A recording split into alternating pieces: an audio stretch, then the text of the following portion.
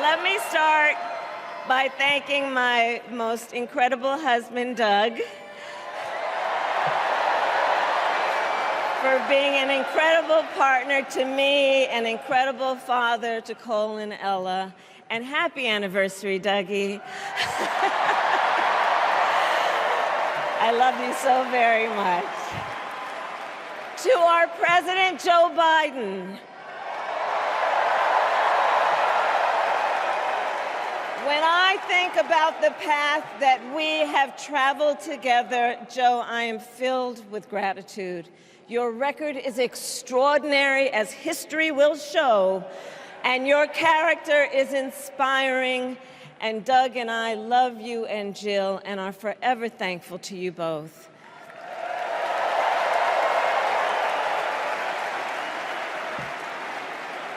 And to Coach Tim Walz,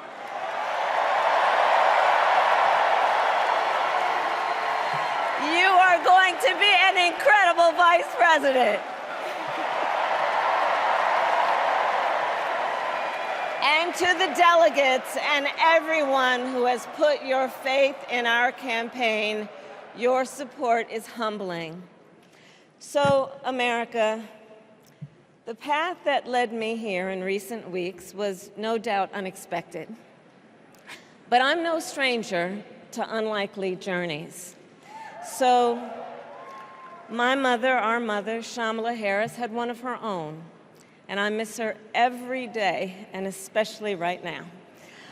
And I know she's looking down, smiling. I know that. So my mother was 19 when she crossed the world alone, traveling from India to California with an unshakable dream to be the scientist who would cure breast cancer. When she finished school, she was supposed to return home to a traditional arranged marriage. But as fate would have it, she met my father, Donald Harris, a student from Jamaica. They fell in love and got married, and that act of self-determination made my sister Maya and me. Growing up, we moved a lot. I will always remember that big Mayflower truck packed with all our belongings, ready to go to Illinois, to Wisconsin, and wherever our parents' jobs took us. My early memories of our parents together are very joyful ones. A home filled with laughter and music, Aretha, Coltrane, and Miles. At the park, my mother would say, "Stay close." But my father would say, as he smiled, "Run, Kamala, run. Don't be afraid. Don't let anything stop you."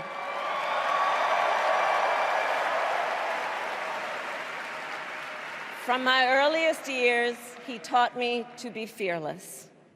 But the harmony between my parents did not last. When I was in elementary school, they split up, and it was mostly my mother who raised us.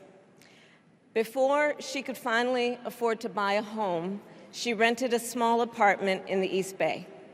In the Bay,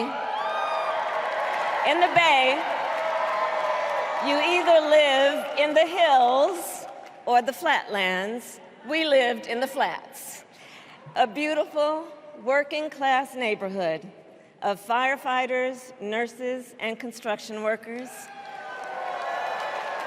all who tended their lawns with pride. My mother, she worked long hours, and like many working parents, she leaned on a trusted circle to help raise us. Mrs. Shelton, who ran the daycare below us and became a second mother.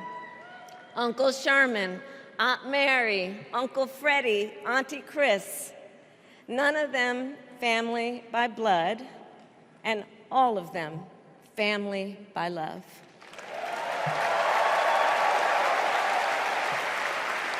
Family who taught us how to make gumbo, how to play chess, and sometimes even let us win.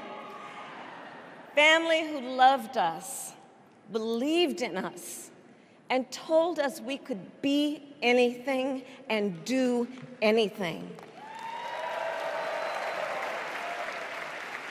They instilled in us the values they personified: community, faith, and the importance of treating others as you would want to be treated, with kindness, respect, and compassion. My mother was a brilliant, 5-foot-tall, brown woman with an accent. And as the eldest child, I saw how the world would sometimes treat her. But my mother never lost her cool. She was tough, courageous, a trailblazer in the fight for women's health, and she taught Maya and me a lesson that Michelle mentioned the other night. She taught us to never complain about injustice, but do something about it. Do something about it. That was my mother. And she taught us, and she also taught us, and never do anything half-assed. And that is a direct quote. A direct quote.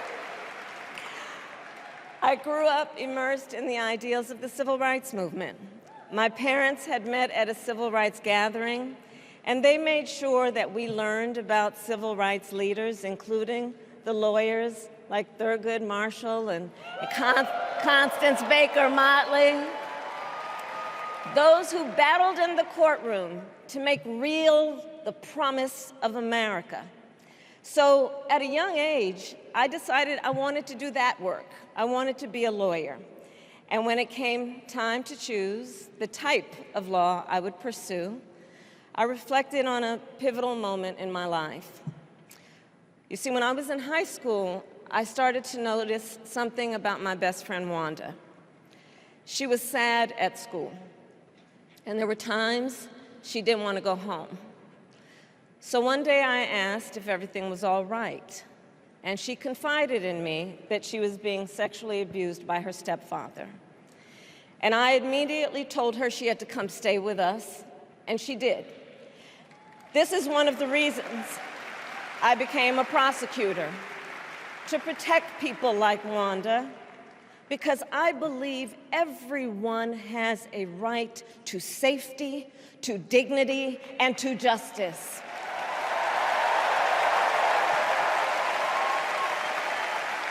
As a prosecutor, when I had a case, I charged it not in the name of the victim, but in the name of the people. For a simple reason. In our system of justice, a harm against any one of us is a harm against all of us.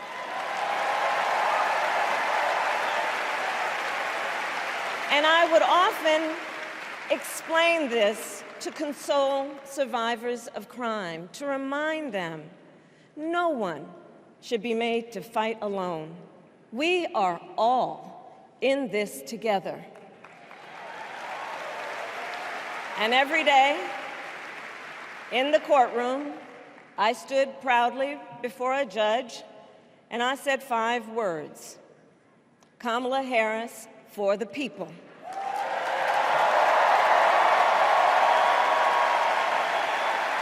And to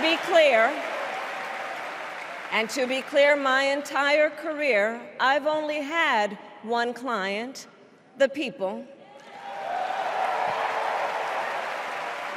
And so, on behalf of the people, on behalf of every American, regardless of party, race, gender, or the language your grandmother speaks, on behalf of my mother and everyone who has ever set out on their own unlikely journey, on behalf of Americans like the people I grew up with, people who work hard, chase their dreams, and look out for one another. On behalf of everyone whose story could only be written in the greatest nation on earth, I accept your nomination to be President of the United States of America.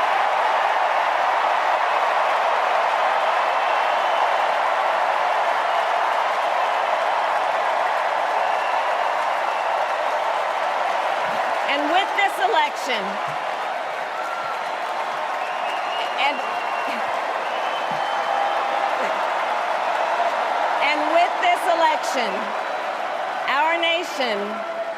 our nation with this election has a precious, fleeting opportunity to move past the bitterness, cynicism, and divisive battles of the past, a chance to chart a new way forward.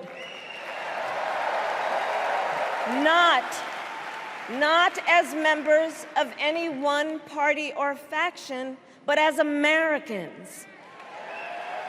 And let me say, I know there are people of various political views watching tonight, and I want you to know, I promise to be a president for all Americans. You can always trust me to put country above party and self, to hold sacred America's fundamental principles, from the rule of law to free and fair elections to the peaceful transfer of power.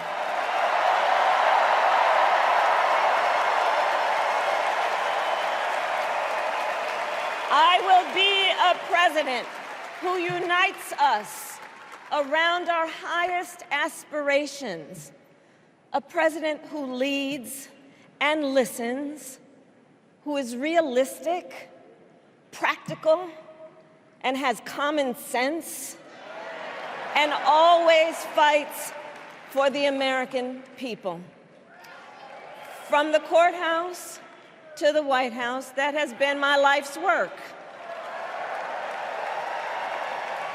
As a young courtroom prosecutor in Oakland, California, I stood up for women and children against predators who abuse them. As Attorney General of California, I took on the big banks, delivered $20 billion for middle-class families who faced foreclosure, and helped pass a homeowner Bill of Rights, one of the first of its kind in the nation. I stood up for veterans and students being scammed by big for-profit colleges, for workers who are being cheated out of their wages, the wages they were due, for seniors facing elder abuse. I fought against the cartels who traffic in guns and drugs and human beings, who threaten the security of our border and the safety of our communities. And I will tell you, these fights were not easy, and neither were the elections that put me in those offices. We were underestimated at practically every turn, but we never gave up, because the future is always worth fighting for. And that's the fight we are in right now, a fight for America's future.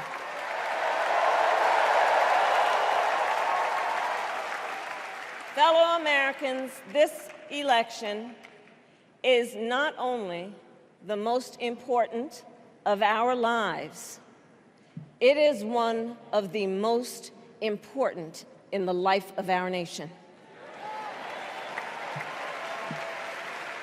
In many ways, Donald Trump is an unserious man. But the consequences of putting Donald Trump back in the White House are extremely serious.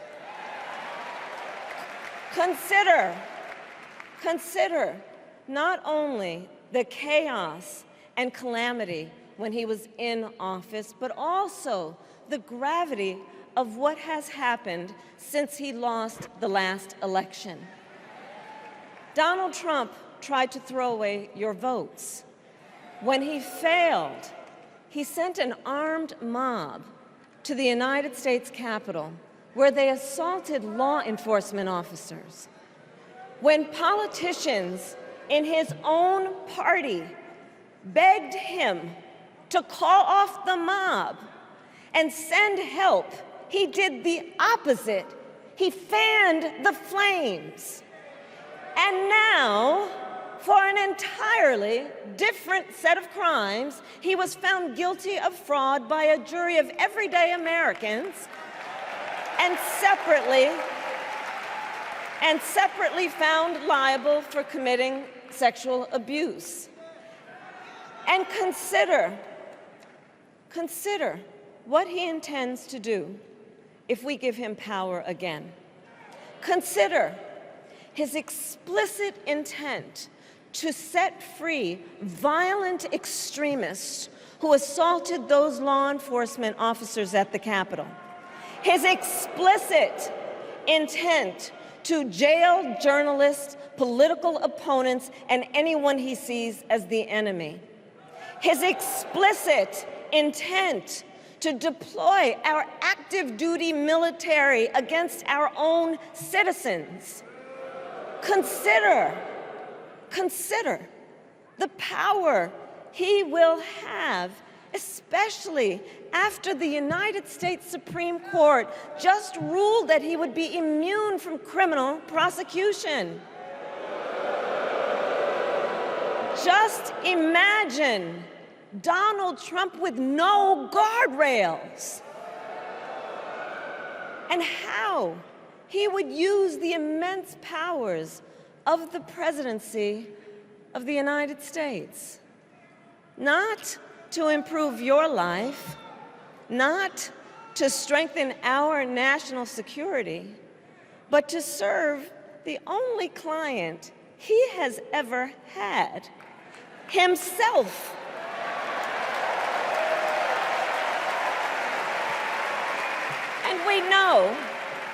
And we know what a second Trump term would look like. It's all laid out in Project 2025, written by his closest advisors, and its sum total is to pull our country back to the past.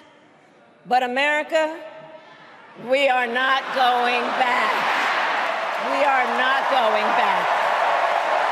We are not going back.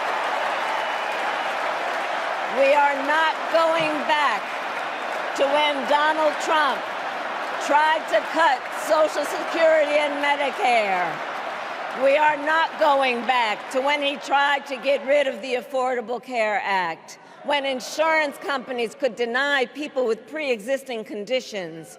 We are not going to let him eliminate the Department of Education that funds our public schools. We are not going to let him end programs like Head Start that provide preschool and childcare for our children. America, we are not going back.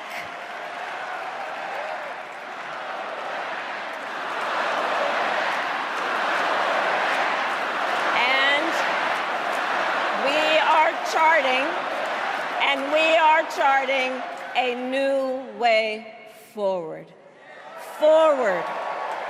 To a future with a strong and growing middle class, because we know a strong middle class has always been critical to America's success. And building that middle class will be a defining goal of my presidency.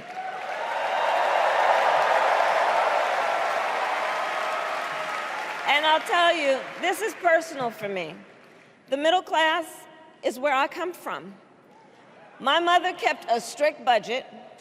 We lived within our means, yet we wanted for little.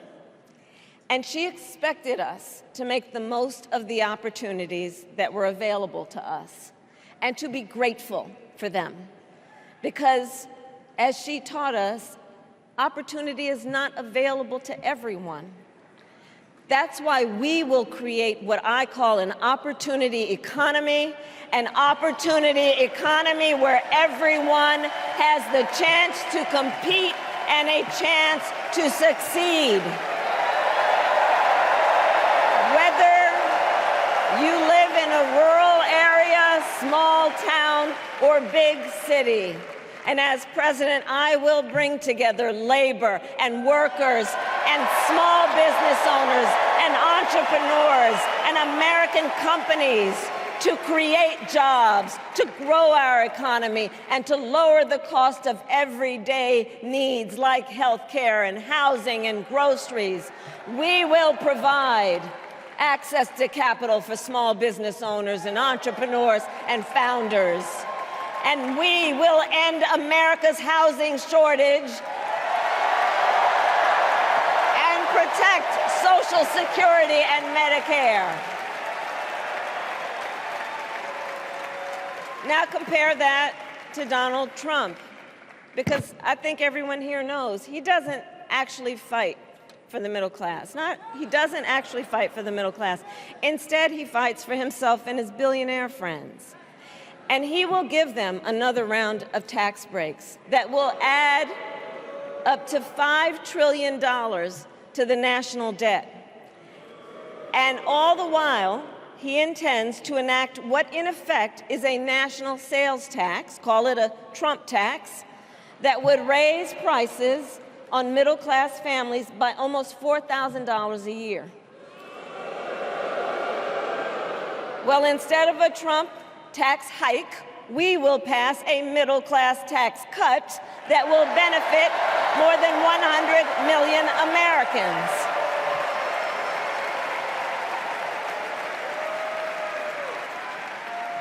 Friends, I believe America cannot truly be prosperous unless Americans are fully able to make their own decisions about their own lives, especially on matters of heart and home.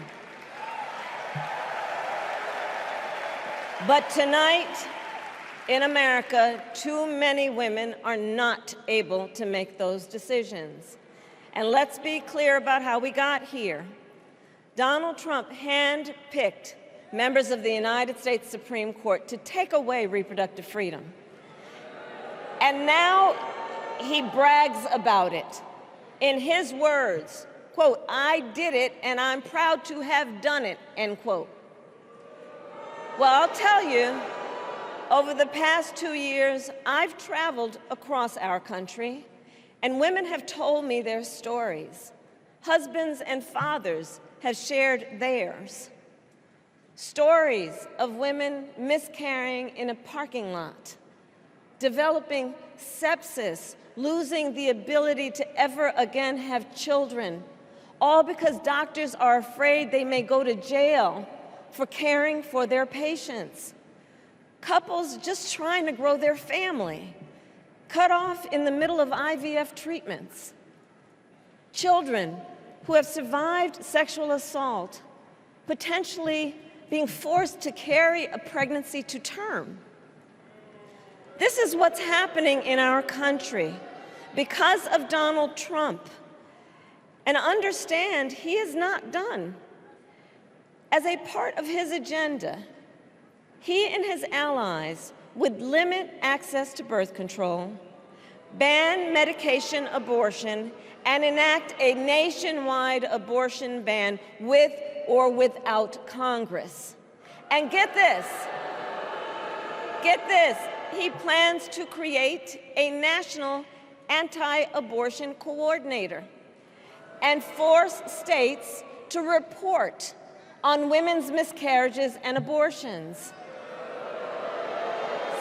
Simply put, they are out of their minds.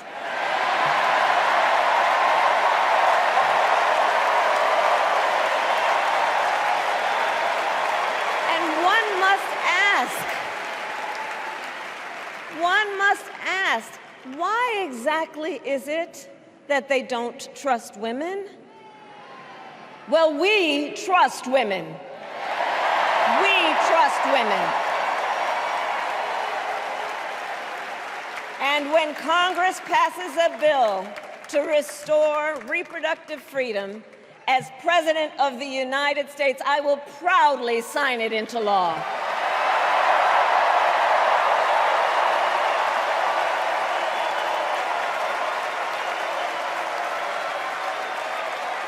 In this election, many other fundamental freedoms are at stake. The freedom to live safe from gun violence in our schools, communities, and places of worship. The freedom to love who you love openly and with pride. The freedom to breathe clean air and drink clean water and live free from the pollution that fuels the climate crisis. And the freedom that unlocks all the others, the freedom to vote. With this election, we finally have the opportunity to pass the John Lewis Voting Rights Act and the Freedom to Vote Act.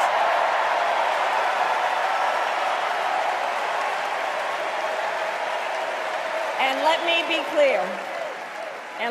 clear, after decades in law enforcement, I know the importance of safety and security, especially at our border. Last year, Joe and I brought together Democrats and conservative Republicans to write the strongest border bill in decades. The Border Patrol endorsed it. But Donald Trump believes a border deal would hurt his campaign. So he ordered his allies in Congress to kill the deal. Well, I refuse to play politics with our security. And here is my pledge to you. As president, I will bring back the bipartisan border security bill that he killed, and I will sign it into law. I know we can live up to our proud heritage as a nation of immigrants and reform our broken immigration system. We can create an earned pathway to citizenship and secure our border.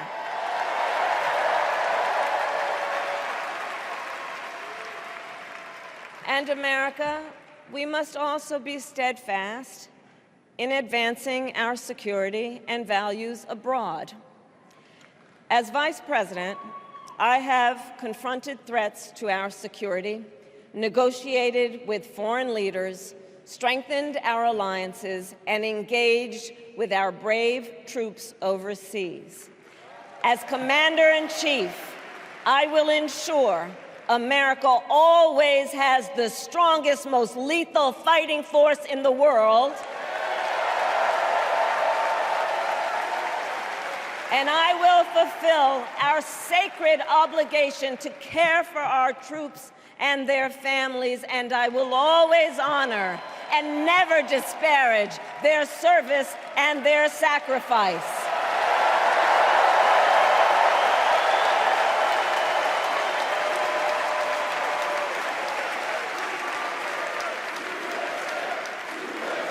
I will make sure that we lead the world into the future on space and artificial intelligence, that America, not China, wins the competition for the 21st century, and that we strengthen, not abdicate, our global leadership. Trump, on the other hand, threatened to abandon NATO. He encouraged Putin to invade our allies, said Russia could, quote, do whatever the hell they want. 5 days before Russia attacked Ukraine, I met with President Zelensky to warn him about Russia's plan to invade. I helped mobilize a global response, over 50 countries, to defend against Putin's aggression. And as president, I will stand strong with Ukraine and our NATO allies.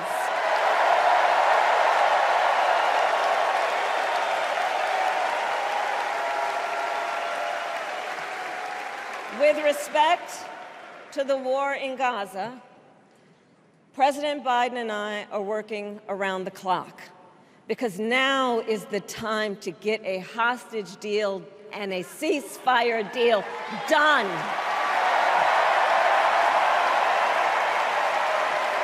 And let me be clear, I will always stand up for Israel's right to defend itself, and I will always ensure Israel has the ability to defend itself, because the people of Israel must never again face the horror that a terrorist organization called Hamas caused on October 7, including unspeakable sexual violence and the massacre of young people at a music festival. At the same time, what has happened in Gaza over the past 10 months is devastating. So many innocent lives lost. Desperate, hungry people fleeing for safety over and over again. The scale of suffering is heartbreaking. President Biden and I are working to end this war such that Israel is secure, the hostages are released, the suffering in Gaza ends, and the Palestinian people can realize their right to dignity, security, freedom, and self-determination.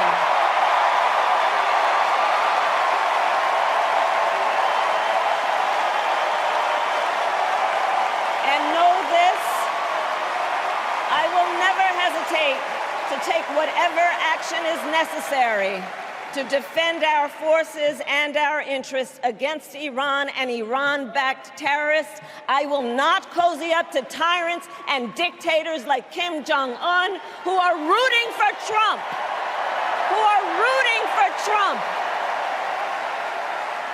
Because, you know, they know he is easy to manipulate with flattery and favors. They know Trump won't hold autocrats accountable because he wants to be an autocrat himself. And as president, I will never waver in defense of America's security and ideals, because in the enduring struggle between democracy and tyranny, I know where I stand and I know where the United States belongs.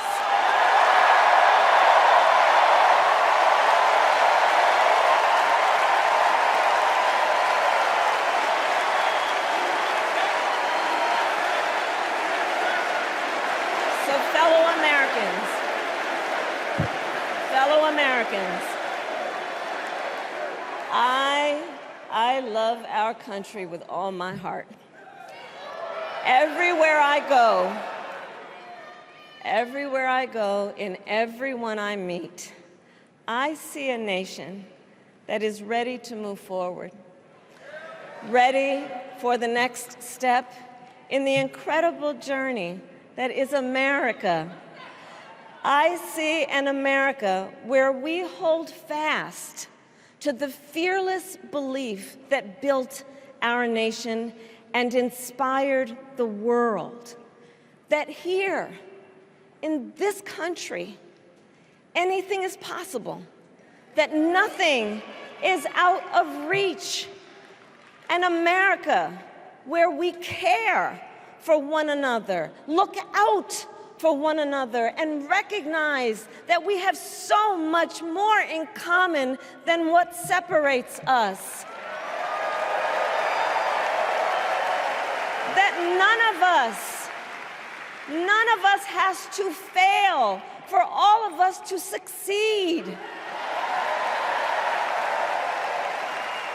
And that in unity there is strength. You know, our opponents in this race are out there every day denigrating America, talking about how terrible everything is. Well, my mother had another lesson she used to teach. Never let anyone tell you who you are. You show them who you are. America,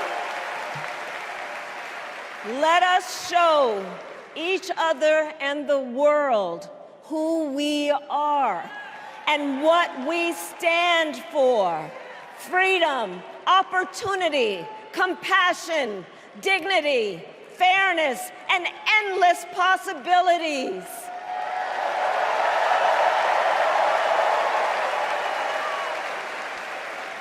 We are the heirs to the greatest democracy in the history of the world.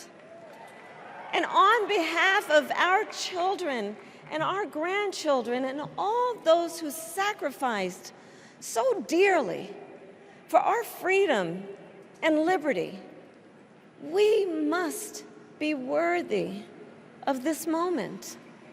It is now our turn to do what generations before us have done, guided by optimism and faith, to fight for this country we love, to fight for the ideals we cherish, and to uphold the awesome responsibility that comes with the greatest privilege on earth, the privilege and pride of being an American.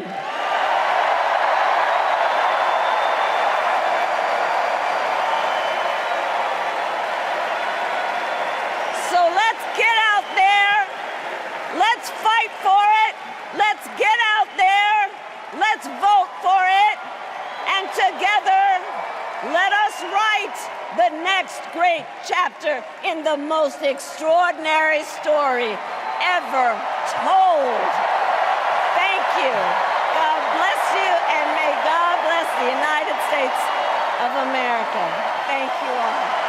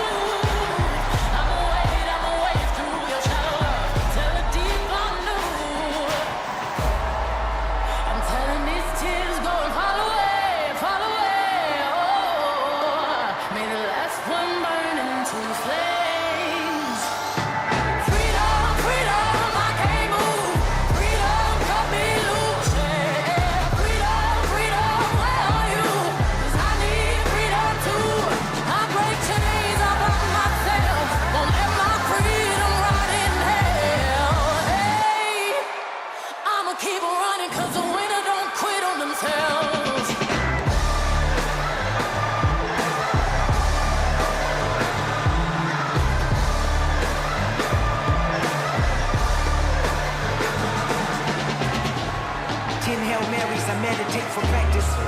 Channel 9 News tell me I'm moving backwards. 8 blacks left, death is around the corner.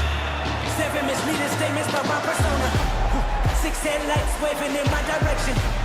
5-4 asking me what's in my possession. Yeah, I keep running, jumping the aqueducts, fire hydrants and hazardous smoke alarms on the back of us. But mama, don't cry for me, ride for me, try for me, live for me, breathe for me, sing for me, honestly guiding me. I can be more than I gotta be, still from me, lie to me, nation hypocrisy, gold on me, driving me wicked. My spirit inspired me like yeah. Open correctional gates in high desert.